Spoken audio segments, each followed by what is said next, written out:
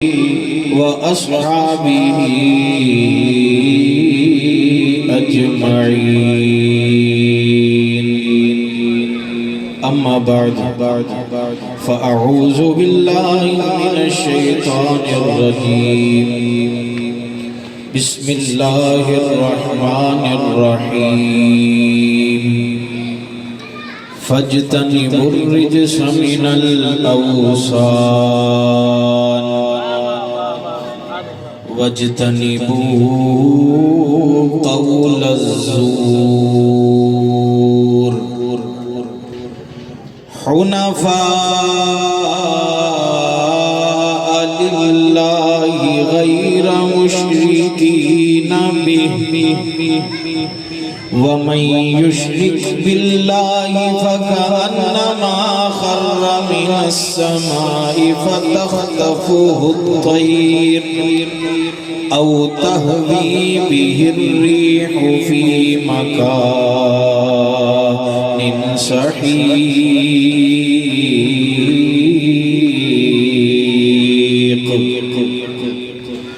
ذلك ومن يعظم شعائر الله فإنها من تقوى القلوب.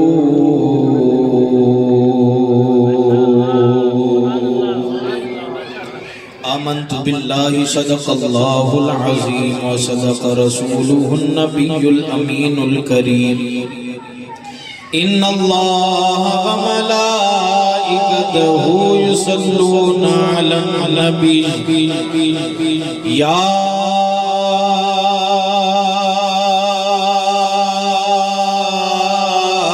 أيها الذين آمنوا صلوا عليه وسلموا تسليما. کے ساتھ درود شریف کا نذرانہ پیش کرنا ہے. کوئی زبان خاموش نہ رہے. جن کے لیے آئے بیٹھے ہیں انہی پر درود پڑھنا ہے. شرمانا کس بات کا؟ بلند آواز سے جھوم کر پڑھیے گا. اللہم صلی علی سیدنا و مولانا محمد وعلی سیدنا و مولانا محمد وبارک وسلم صلاۃ و سلام علیک یا سیدی یا سیدی یا سیدی یا رسول اللہ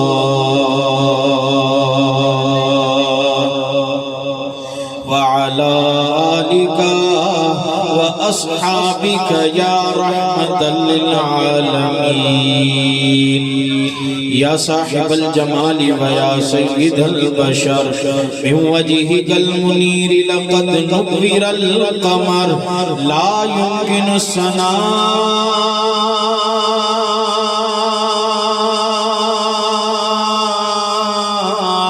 كما كان حقه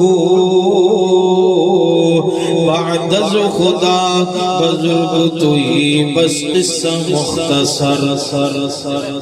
بلغ العلا بکمالہ کشف الدجا بجمالہ حسنت جمیع خصالہ صلو علیہ وآلہ.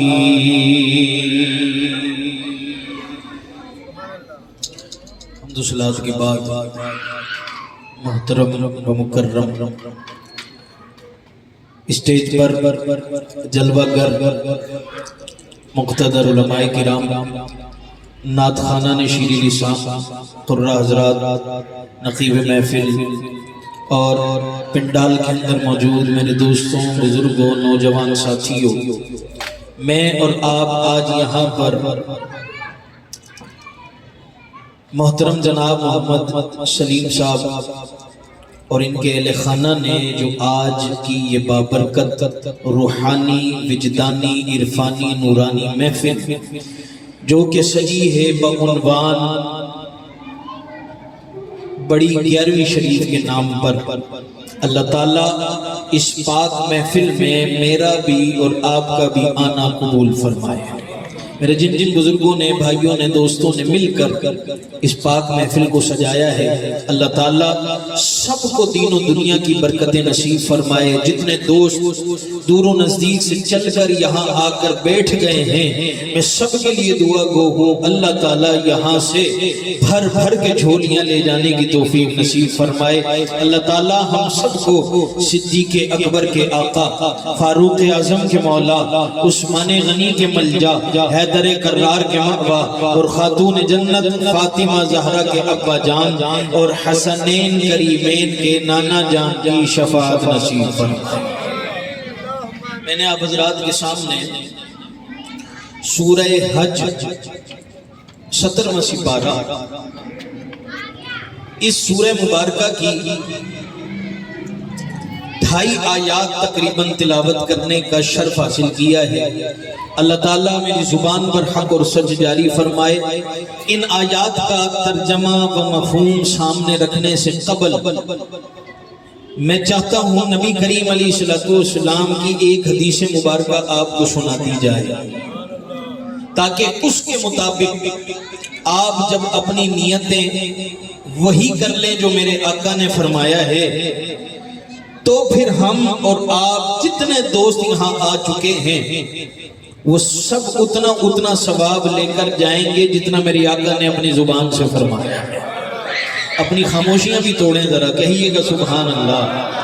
دیکھیے نا، یہ پاک محفلیں یہ کبھی کبھار ملتی ہیں، یہ محفلیں کبھی کبھار ملتی ہیں۔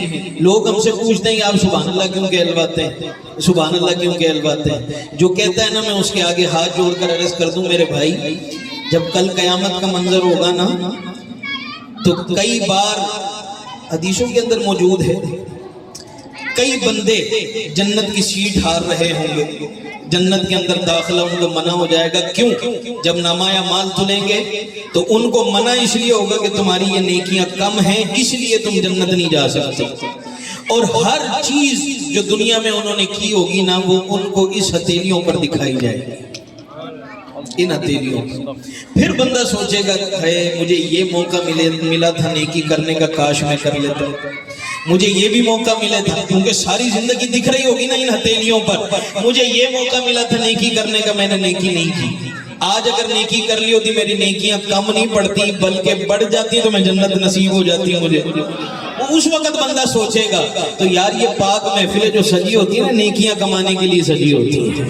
اب ایک مرتبہ سبحان اللہ کہنے پر کتنی نیکیاں ہیں، میں آپ کے سامنے عرض کرتا ہوں۔ یہ سبحان اللہ ہے قرآن مجید کا لفظ۔ علامہ شعیب صاحب جلوہ گر ہیں، ضیاء الرحمن مدنی صاحب جلوہ گر ہیں، علامہ قاری محمد نعمان صاحب بھی جلوہ گر ہیں۔ آپ ان سے مسئلہ چاہے ابھی پوچھیں یا بعد میں پوچھ لیں، یہ قرآن مجید کا ایک لفظ ہے سبحان اللہ۔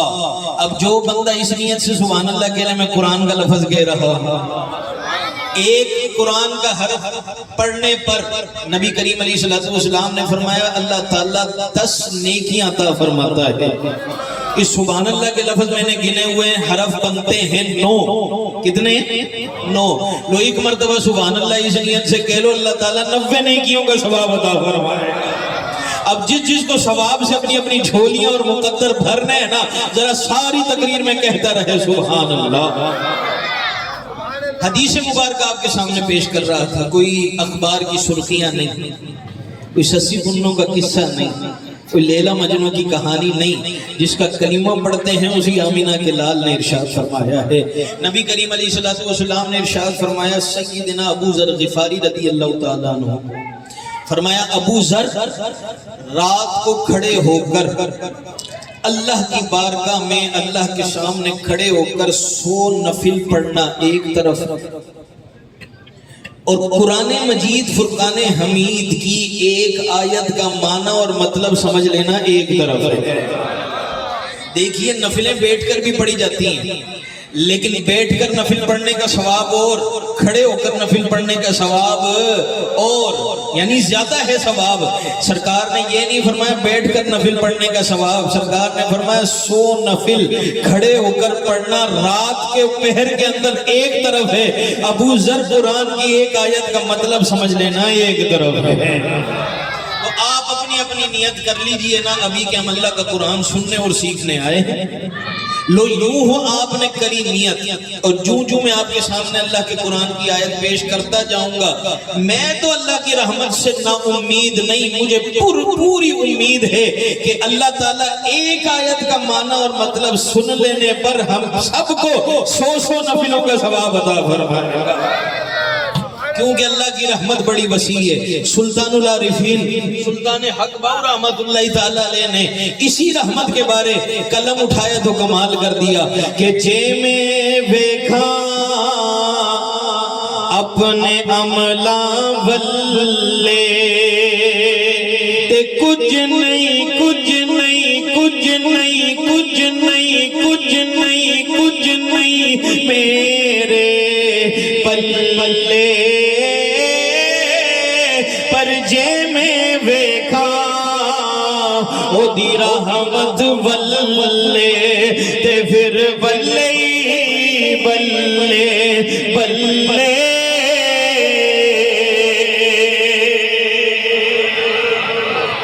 گج کے کہیے گا سبحان اللہ۔ کہ بندہ جب اپنے اعمالوں کی طرف دیکھتا ہے نا کچھ نظر نہیں آتا، لیکن جب اللہ کی رحمت کی طرف نظر جاتی ہے نا تو پھر بلے بلے ہو جاتی ہے، یعنی خوشی ہو جاتی ہے۔ اللہ تعالیٰ نے ارشاد فرمایا فَاجْتَنِبُوا الرِّجْسَ مِنَ الْأَوْثَانِ۔ توجہ حضرات فرمائیے گا، مہمان آتے بھی رہیں گے جاتے بھی رہیں گے، اور بہت معزز مہمان ہیں، جہاں جگہ ملے بیٹھیں، یہ سرکار کے نام کی محفل ہے، سب کو ہم خوش آمدید کہتے ہیں، سب کو سلام عقیدت پیش کرتے ہیں۔ آپ ذرا توجہ فرمائیے گا، میں آیت کا ترجمہ پیش کرنے لگا ہوں۔ اللہ تعالیٰ نے ارشاد فرمایا فَاجْتَنِبُوا الرِّجْسَ مِنَ الْأَوْثَانِ، کوئی لوگوں بتوں والی پلیتی سے بچ کے رہنا۔ شرک بہت بڑی لعنت ہے، جو اللہ کے شریک ہیں ان سے بچ کے رہنا، یعنی بتوں سے بچ کے رہنا۔ اللہ تعالیٰ نے ارشاد فرمایا وَاجْتَنِبُوا قَوْلَ الزُّورِ، جھوٹ بولنے سے بھی بچنا۔ اگر آپ میری آواز بالکل صاف شفاف سن رہے ہیں، سمجھ رہے ہیں، تو ذرا مجھے فرمائیے گا اللہ تعالیٰ نے کتنی چیزوں سے بچنے کا حکم دیا ہے؟ بولو تو صحیح ہے، ہاں جی کتنی؟ ایک بتوں والی پلیتی سے، یعنی بتوں سے۔ کس سے؟ بتوں سے۔ وَاجْتَنِبُوا قَوْلَ الزُّورِ، دوسری چیز اللہ نے فرمایا جھوٹ بولنے سے بچنا۔ یہ جھوٹ اتنی بڑی لعنت ہے، اللہ تعالیٰ نے بتوں کے ساتھ اس کو بیان کیا ہے۔ جھوٹ نہیں بولنا۔ ہمارے کئی دوست کہتے نظر آتے ہیں کہ جھوٹ مارنا نہیں چاہیے، جھوٹ مارنا نہیں چاہیے۔ میں کہتا ہوں جھوٹ مار دینا چاہیے، بولنا نہیں چاہیے، کیونکہ اللہ نے کیا کس چیز سے روکا ہے؟ جھوٹ بولنے سے۔ اچھا جھوٹ بولنے سے رکنا ہے، بچنا ہے، بتوں والی پلیتی سے بچنا ہے، تو یا اللہ کیا کرنا ہے؟ اللہ نے فرمایا حنفاء،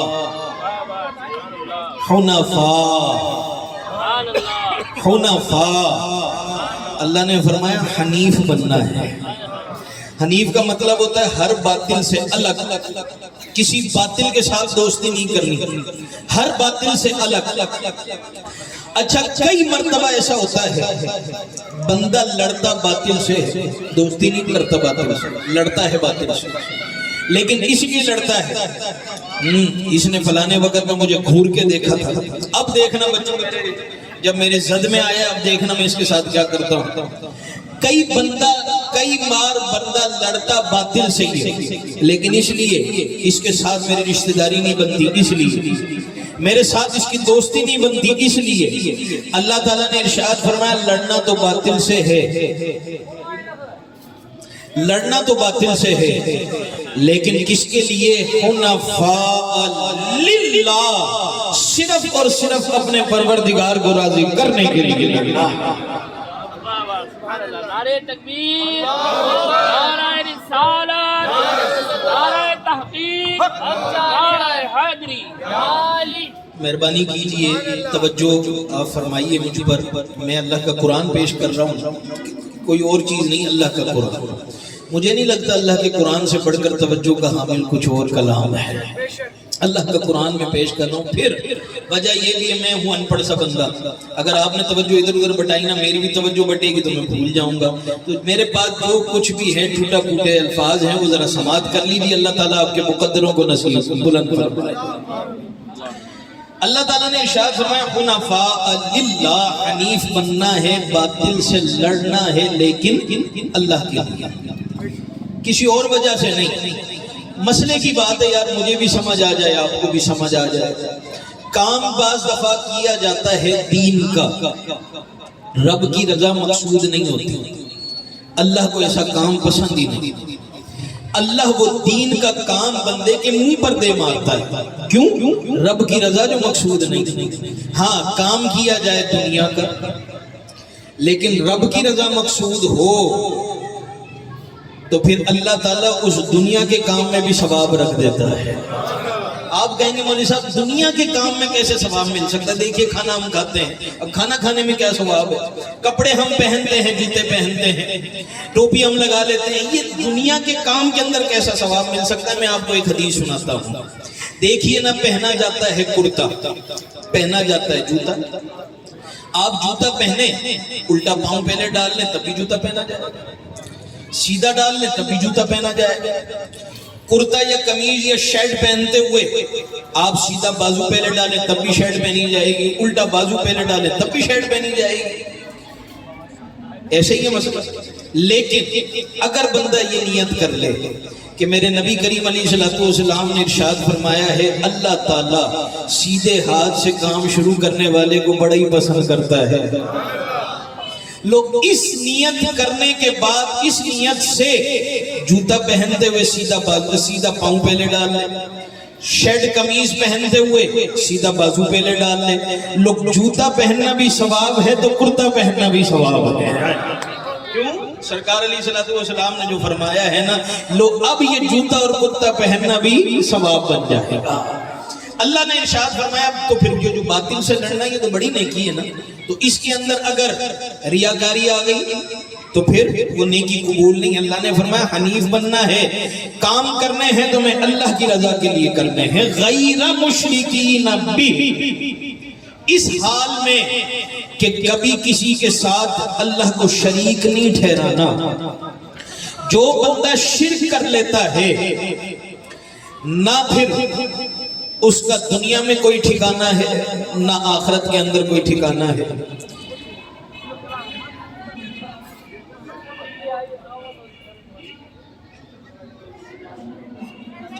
اللہ تعالیٰ نے ارشاد فرمایا وَمَن يُشْرِكْ بِاللَّهِ، جو بندہ شریک کر لے اللہ کے ساتھ کسی کو، فَكَأَنَّمَا خَرَّ مِنَ السَّمَاءِ، وہ ایسے ہے کہ جیسے آسمان سے نیچے گرا۔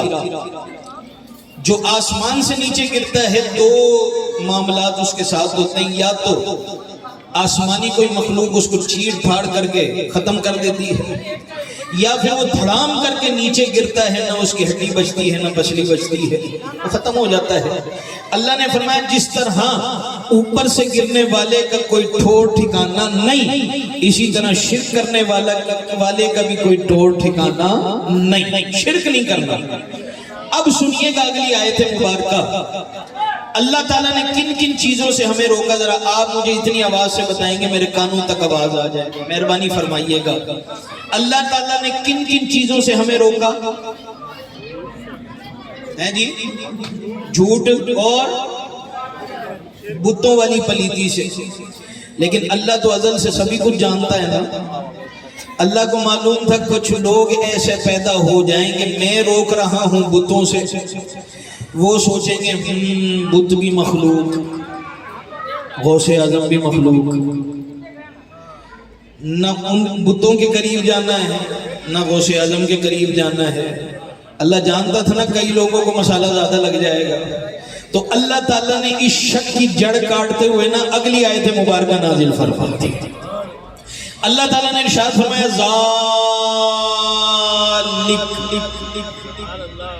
ذالک کا معنی پتہ ہے کیا ہے؟ کہ اگر یہ پچھلی بات سن لی ہے نا اب اگلی بھی سنو، اگر پچھلی بات سمجھ لی ہے تو اب اگلی بھی سمجھو۔ بس جو اگلی بات اللہ تعالیٰ سمجھانا چاہتا ہے میں نے آپ کے سامنے وہ عرض کرنا ہے، توجہ آپ کی، یہ بولا کریں تاکہ ہمیں پتہ لگے بات سمجھ آ رہی ہے، بولو تو صحیح کیا۔ اللہ تعالیٰ نے ارشاد فرمایا وَمَن يُعَظِّمْ شَعَائِرَ اللَّهِ فَإِنَّهَا مِن تَقْوَى الْقُلُوبِ،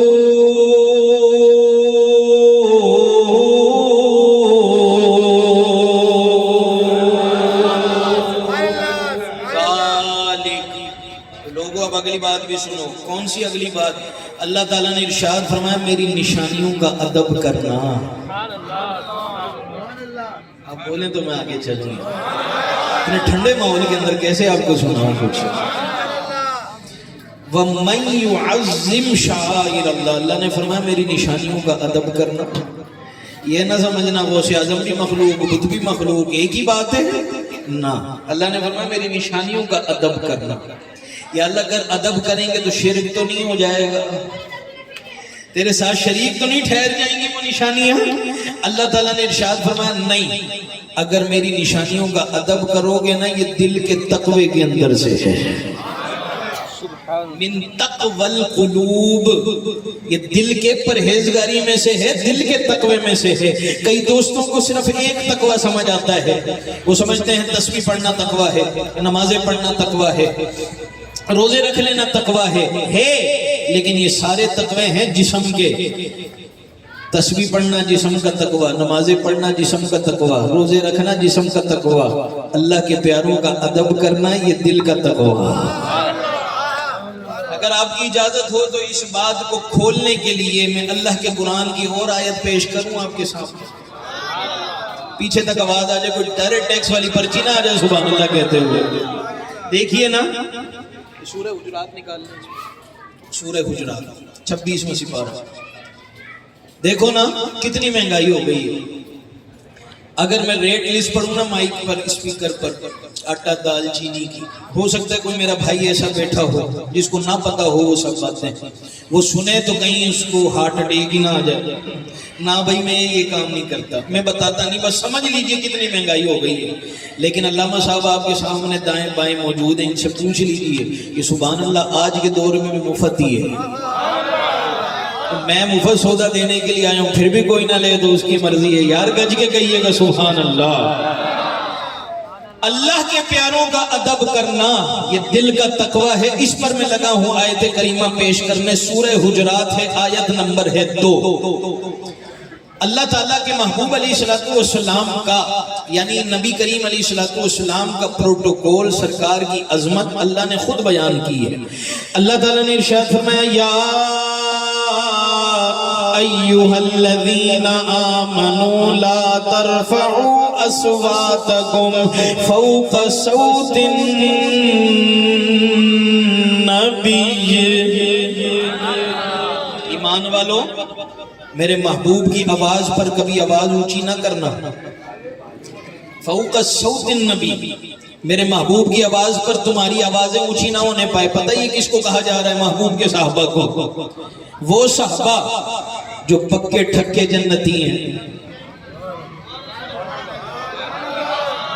وہ صحابہ جو پکے سچے جنتی ہیں، ان کو کہا جا رہا ہے، سکھایا جا رہا ہے میرے محبوب کے پروٹوکول اور سرکار کی عظمت کا خیال کہ سنو کبھی تم بات کر رہے ہو نا میرے محبوب کی آواز پر آواز تمہاری اونچی نہ ہونے پائے. اچھا کئی بار ایسا ہوتا ہے بات کر رہے ہوتے ہیں آواز اونچی ہو جاتی ہے، کسی کی آواز کسی کی آواز پر اونچی ہوتی ہے. ہمارے ہاں وہ بے ادبی بعض دفعہ نہیں ہوتی. کیا مطلب؟ باپ بیٹھا ہوا ہے، بیٹا آیا اور کہنے لگا ابا جی یہ دیکھیے میں امتحان میں پاس ہو گیا ہوں، یہ دیکھیے. اب اس نے ابا کی کوئی گستاخی کی؟ بولو تو صحیح. نہیں، تو اس کے جذبات تھے، اس نے تیز آواز سے بیان کر دیے، نہ کوئی گالی دی نہ کوئی گستاخی کی. یہ ہے ہم اور آپ. لیکن کیا خیال ہے اللہ کے محبوب کا پروٹوکول کیا ہے؟ ایسے ہی کہتے ہو یار سرکار اور ہم ایک ہی جیسے ہیں. وہ نہ میرے بھائی نہ. تو کدھر ہے مصطفیٰ کدھر ہے؟ سب سے اولا ہو نبی، سب سے اولا ہو ہمارا نبی. پڑھ لو سب سے اولا ہمارا نبی، سب سے اولا ہو اعلیٰ ہمارا نبی. دیکھیے اگر تو میں اس اسپیکر پر اس وقت کسی سیاستدان کی بات کروں تو بے شک آپ نہ پڑھیے گا کیوں؟ ہو سکتا ہے میں کسی سیاستدان کی تعریف کروں، آپ کہیں ہم کیوں پڑھیں، ہماری تو اس سے پارٹی نہیں بنتی ہے نا، اس طرح۔ لیکن اگر میں اسی نبی کی بات کر رہا ہوں جس نے قبر میں آپ کے بھی کام آنا ہے، میرے بھی کام آنا ہے، تو پھر اپنا نبی سمجھ کر پڑھیے نا، اپنا نبی سمجھ کر پڑھیے۔ سب سے اولا ہو نبی، سب سے بالا ہو۔ اوے لوگوں، کبھی نبی کریم علیہ السلام کو اپنے جیسا نہ کہنا، نہ سمجھنا، سارے اونچوں سے اونچا سمجھیے جسے، سارے اونچوں سے اونچا سمجھیے جسے، ہے اس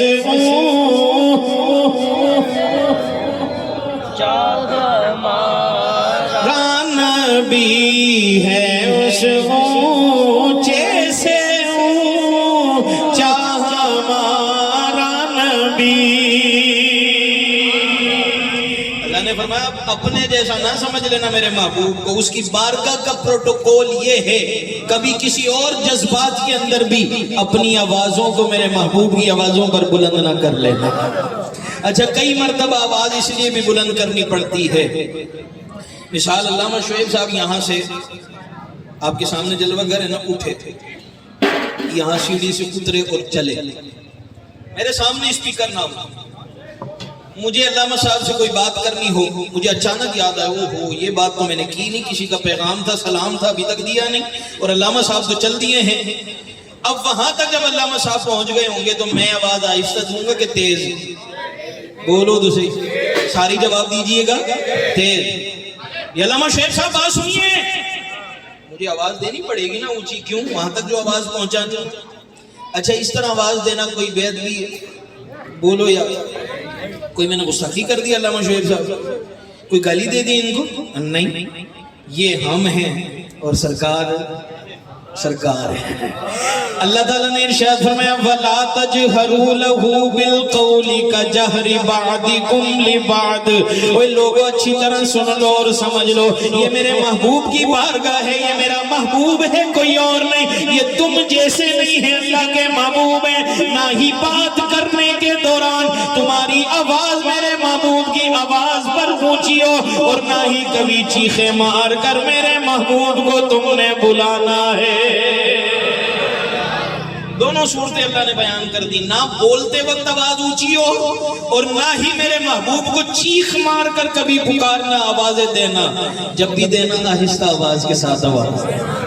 اگر ان دونوں میں سے کوئی غلطی تم سے ہو گئی، اللہ نے رزلٹ بھی بیان کر دیا، رزلٹ کیا ہوگا؟ رزلٹ کیا ہوگا؟ اللہ تعالیٰ نے ارشاد فرمایا ان تحبط اعمالکم وانتم لا تشعرون۔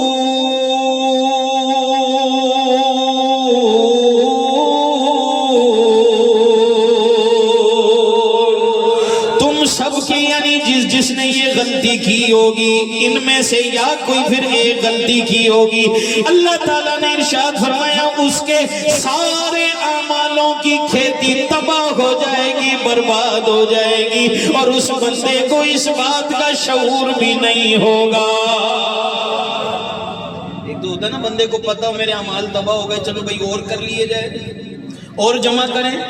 اللہ نے فرمایا تمہیں پتہ بھی نہیں لگے گا کب اعمال تمہارے ختم۔ تم سمجھ رہے ہو کہ بڑے حاجی ہیں، بڑے نمازی ہیں، بڑی تہجد کی نمازیں ہمارے پاس ہیں، اتنی خیرات کی ہے، وہ سب اعمالوں کے اندر ہوگی، لیکن اگر میرے محبوب کی ذرہ برابر بھی گستاخی ہو گئی نا، اللہ نے فرمایا تمہارے اعمالوں کی کھیتی تباہ، برباد، حبط، تمہیں شعور بھی نہیں ہوگا۔ جس وقت یہ آرڈر آ گیا نا، پہلے صحابہ ہو سکتا ہے کچھ تیز آواز میں سرکار سے عرض کر بھی لیتے ہوتے، یعنی تھوڑی سی تیز، لیکن جس وقت یہ آرڈر آ گیا نا، اب صحابہ کا رد عمل کس طرح تبدیل ہوا۔ سرکار کے پاس آتے ذرہ برابر بھی آواز نہ نکالتے، بلکہ قریب ہو کر بیٹھ جاتے، یا رسول اللہ، یا رسول اللہ، آقا یہ پریشانی کرم کرتے ہیں، آقا یہ پریشانی دعا فرماتے ہیں، آقا یہ پریشانی، بڑے نا آہستہ آہستہ کہتے ہیں۔ اللہ تعالیٰ کو میرے محبوب کے صحابہ کی یہ ادا پسند آ گئی، یہ ادا پسند آ گئی۔ اللہ تعالیٰ نے اب دوسری آیت کے اندر ان صحابہ کی تعریف کرتے ہوئے ارشاد فرمایا، اللہ تعالیٰ نے ارشاد فرمایا ان الذین یغضون اصواتهم عند رسول اللہ، جو بندے میرے رسول کی بارگاہ کے اندر اپنی آوازیں پست رکھتے ہیں، اللہ تعالیٰ نے ارشاد فرمایا اولئک الذین امتحن اللہ قلوبہم للتقوی، اللہ تعالیٰ نے ان کے دل کے تقوی کو پرکھ لیا ہے۔ دل کا تقوی اللہ نے خود بیان کیا ہے بھائی، خود بیان کیا ہے، یعنی سرکار کا انہوں نے ادب کیا، اللہ فرماتا ہے ہم نے ان کے دل کے تقوی کو پرکھ لیا ہے۔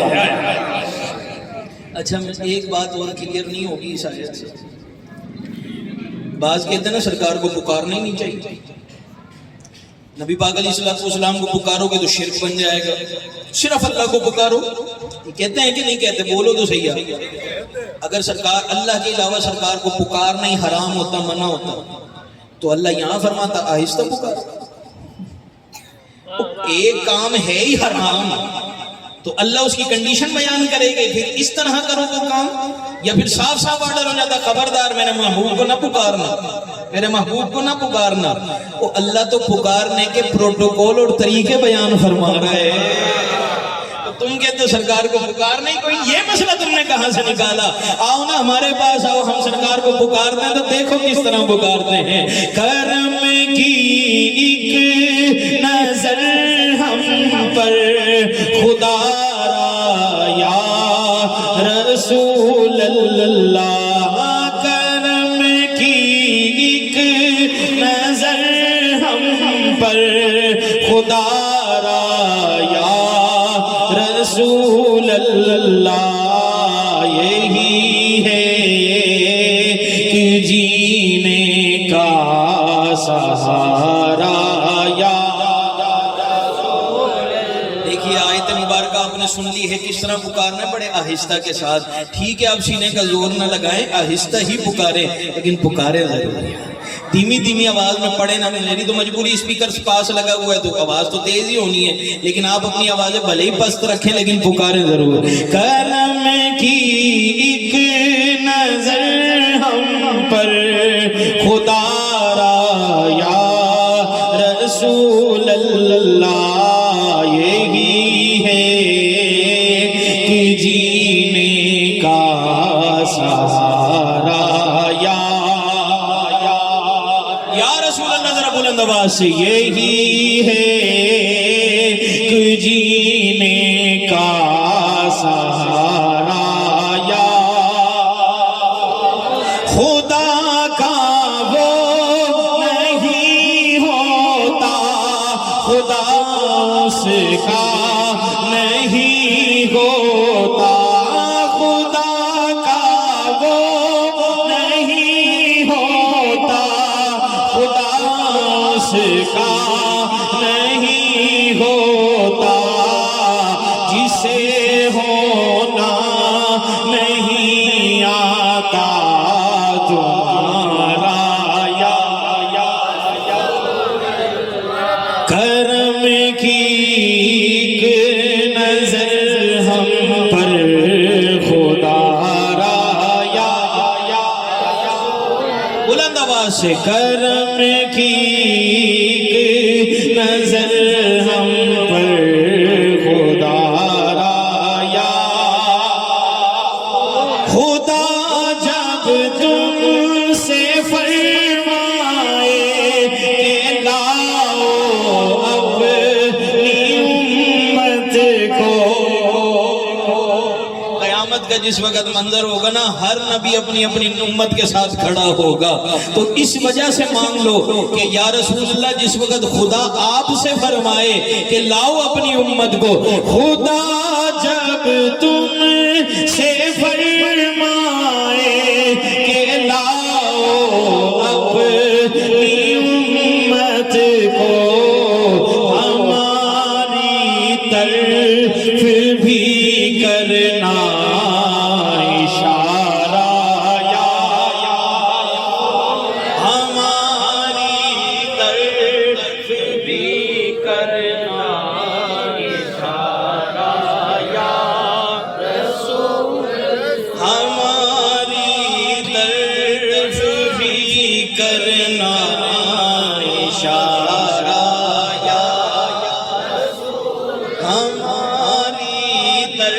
طرف بھی کرنا اشارہ یا بروز حشر میرے اس یقین کی لاج رکھ لینا آقا بروز حشر میرے اس یقین کی لاج رکھ لینا تمہارا ہوں تمہارا ہوں تمہارا یا تمہارا ہوں تمہارا ہوں تمہارا یا یہ دل کے تقوی اور پرہیزگاری میں سے ہو میرے بھائی، شرک نہیں۔ اچھا، اللہ کی نشانیوں کا ادب کرنا اللہ نے فرمایا ہے۔ کس نے فرمایا ہے ذرا بولیے گا؟ اب اللہ کی نشانیاں کتنی ہیں اور کون کون سی ہیں؟ کچھ وقت لگ سکتا ہے، مجھے دے سکتے ہیں آپ حضرات؟ ہے جی، اللہ کی نشانیاں کتنی ہیں؟ انہی چند آیتوں کے بعد نا اللہ تعالیٰ نے اپنی ایک نشانی کا ذکر کیا ہے۔ اللہ تعالیٰ نے ارشاد فرمایا وَالْبُدْنَ جَعَلْنَاهَا لَكُم مِّن شَعَائِرِ اللَّهِ۔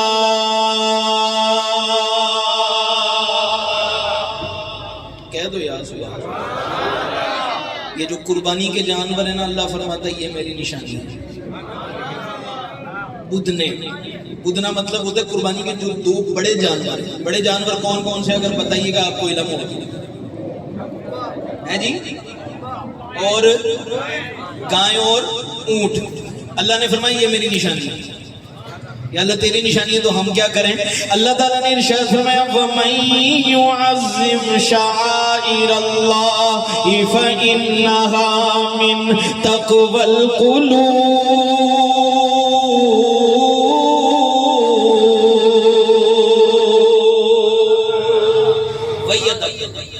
میری نشانی ہے، ادب تم پر لازم ہے۔ مجھے لگتا ہے میں اپنی بات صحیح سے سمجھا نہیں سکا، 2 منٹ لگیں گے اگر آپ کی توجہ ہے آپ کی۔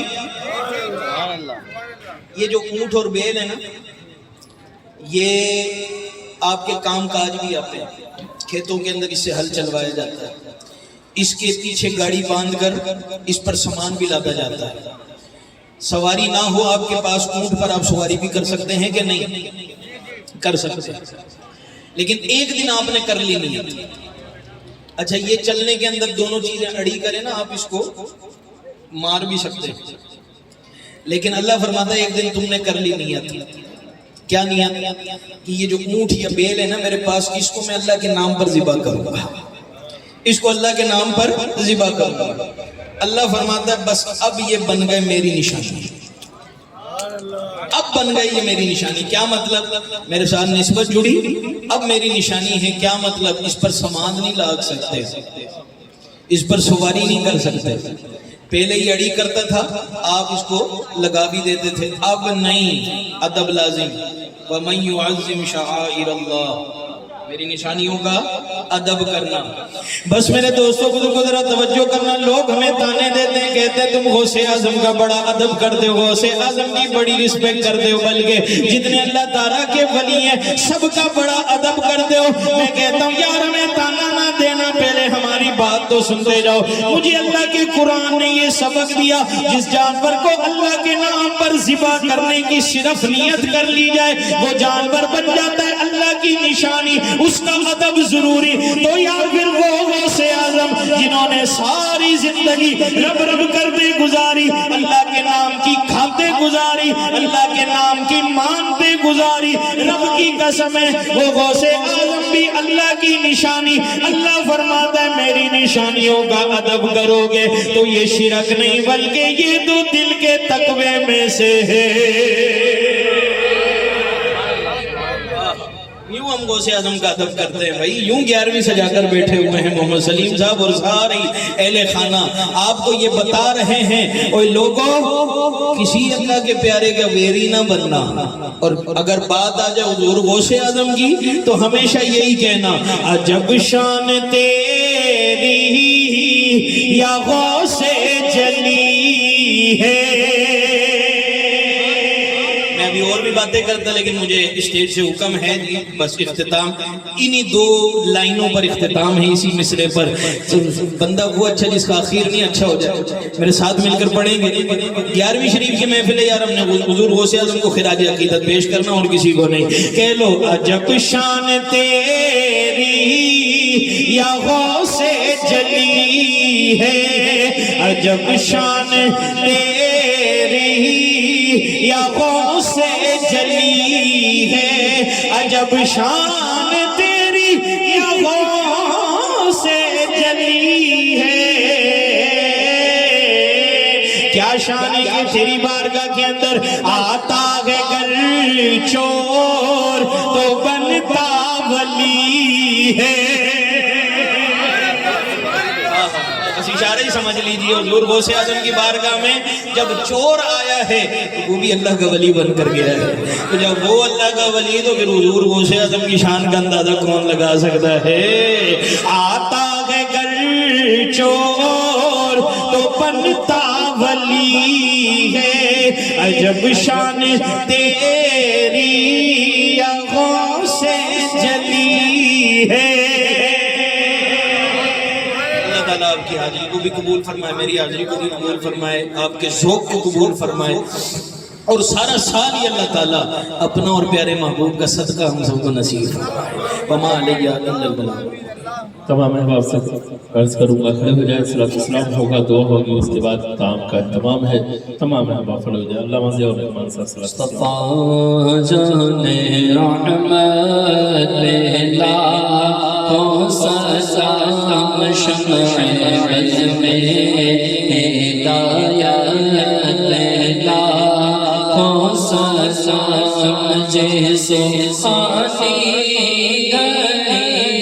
چمچم